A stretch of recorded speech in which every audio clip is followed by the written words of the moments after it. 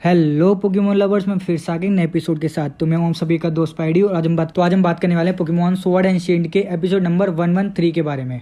तो चलते सीधा एपिसोड में। तो एपिसोड के शुरू में ही हम देखते हैं कि रेजिस्ट्रील और वर्शिफू दोनों बैटल कर रहे होते हैं और एशिफू ये होता है क्विलन का, और क्विलन के हाथ में एक अल्ट्रा बॉल होती है और उसके हाथ में सीन चेंज होता है। उसके बाद हम देखते हैं कि ऐश और वो बैठे हुए हैं और वो अपने फ़ोन में कुछ देख रहा होता है और ऐश को बता रहा होता है कि उसके लिए न्यू मिशन आया है जिसमें वो रेजी और रेजी ड्रैगो से मिलने वाला है। और वो ऐश को शायद बोलता है कि ये उसका लास्ट चांस है। पहले तो समझ में नहीं आता क्यों बोलता है। उसके बाद में वो अपनी रैंकिंग देख रहा होता है अपने फ़ोन में, जिससे पता चलता है जो प्रोजेक्ट म्यू की रैंकिंग है उससे वो काफ़ी ज़्यादा नीचे होता है। तो शायद अगर वो इस प्रोजेक्ट में सही से नहीं काम कर पाया तो शायद वो इस प्रोजेक्ट म्यू से ही निकल जाएगा।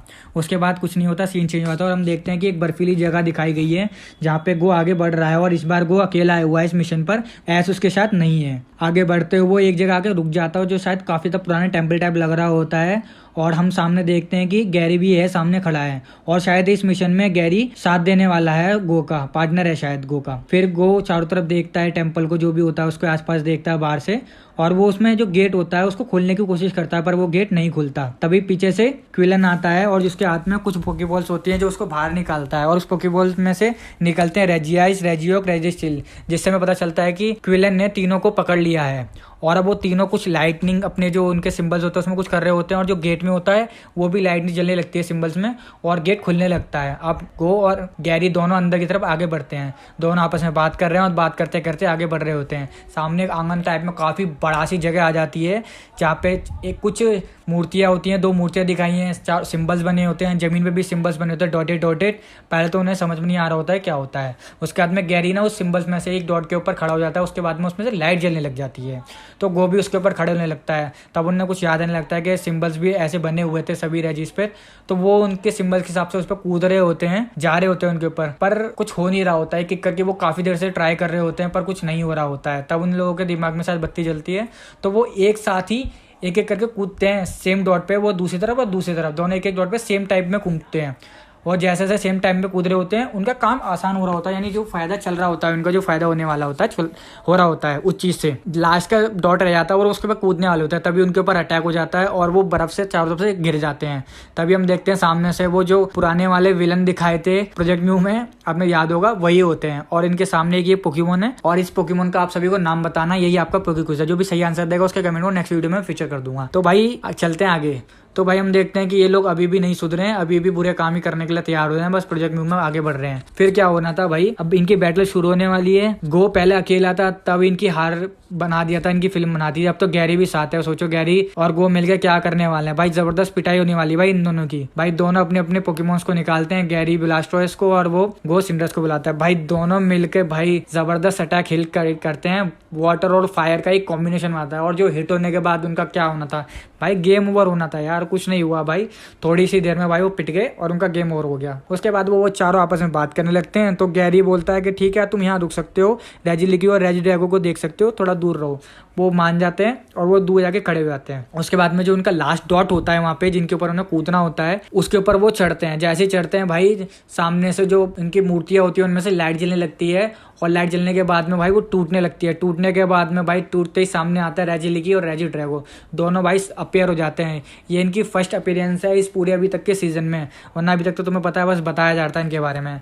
तो क्या होना था भाई, अब इनकी बैटल शुरू होने वाली थी।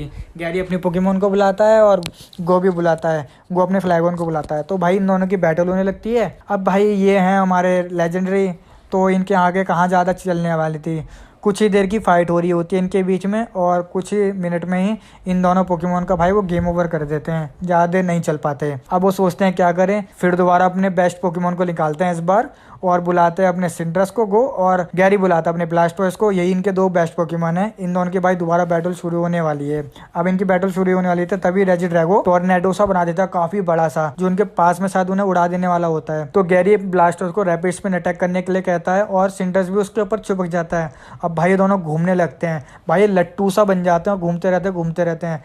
सिंड्रेस तो दिख भी नहीं रहा होता कि कहाँ चला गया उस लट्टू में। अब भाई वो उस टोर्नेडो से तो बच जाते हैं। उसके बाद में भाई अपने अटैक को हिट करने की तैयारी करते हैं और दोनों मिलके भाई के रेजिस पे अटैक करते हैं और हिट करते हैं और भाई सामने दीवार पे टकराते हैं और ऐसा लगता है बस चिपक गए दीवार के अंदर। फिर क्या था भाई, गो और गैरी अपनी अपनी पोकेबॉल्स बाहर निकालते हैं और सीधा उनकी तरफ फेंकते हैं।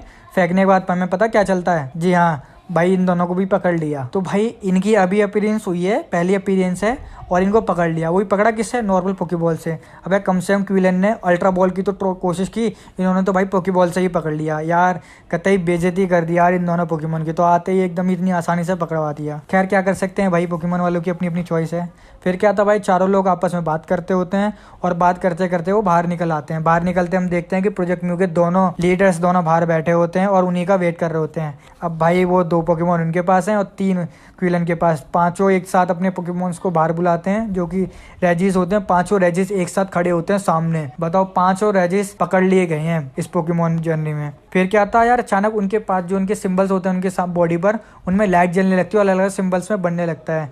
फिर चारों तरफ एक पिंक पिंक लाइट होने लगती है और पीछे वो पहाड़ी की तरफ देखते हैं तो काफ़ी बड़ी गुलाबी लाइट्स बनती है और सामने अपीयर होता है रेजिगिगस, जो कि शायद डायनामिक्स हो चुका है और इतना बड़ा लग रहा है यार। एक तो वैसे इसका साइज तुम्हें पता है रेजिगिगस का काफ़ी बड़ा है और वो डायनामिक्स भी बन गया तो और बड़ा साइज हो गया। सोचो यार कैसा लग रहा है, आप खुद देखो। तो भाई सभी लोग देख रहे होते हैं, सभी के आगे फटी की फटी हो रही होती है और देख रहे होते हैं कि यार रेजिगिगस। फिर क्या था भाई, जो इनके प्रोजेक्ट म्यू के जो हेड होते हैं वो उनसे बात कर रहे होते हैं फोन पर। फिर गो ऐश को कॉल करता है और ऐश को सब कुछ बताता है कि ऐसे हमने पकड़ लिया है।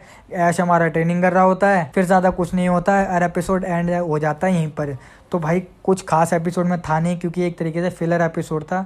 ऐश को सिर्फ शुरू में दिखाया कुछ झलक के लिए और लास्ट में दिखाया, उसके बाद में भाई कहीं ऐश को नहीं दिखाया, एकदम फिलर था।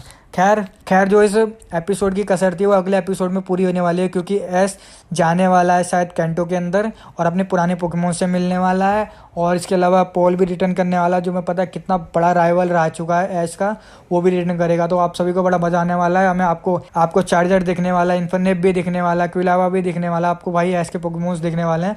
तो जिसको देखने हैं वो अगले एपिसोड को मिस मत करना और मिस ना करो, इसलिए इस चैनल को सब्सक्राइब कर लेना ताकि मैं आपको बता सकूं कि क्या क्या हुआ अगले एपिसोड में।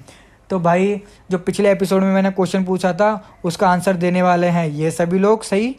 तो आप सभी को कांग्रेट्स। वीडियो अच्छी लगी तो वीडियो को लाइक करना, वीडियो को शेयर करना, चैनल को सब्सक्राइब करके बेल आइकन दबाना ना भूलना। तो मिलता हूँ नई वीडियो के साथ में। सी यू अगेन। बनूंगा मैं इतना जबरदस्त, ना कोई हो जितना।